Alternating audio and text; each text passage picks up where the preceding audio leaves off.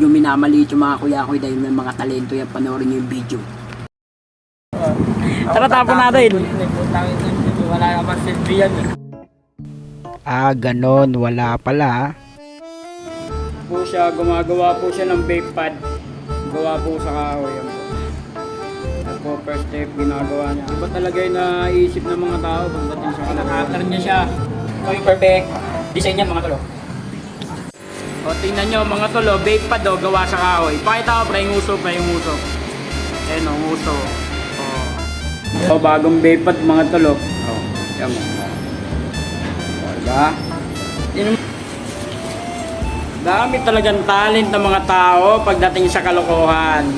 So, vape pad yan, par. Higupin mo, pre, higupin mo, pre. Higupin mo. Pakalupit. Ako lang cellphone, palabas ang kami mo. Yun naman naman yung design niya, no? Tintik. Iba talaga nagagawa ng mga tao pagdating sa kalokohan, eh. Oh, napakalupit ng mga utak.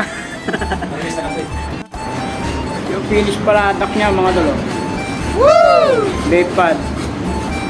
Gawa sa kahoy. Yung ano no? Limited lang yan, no?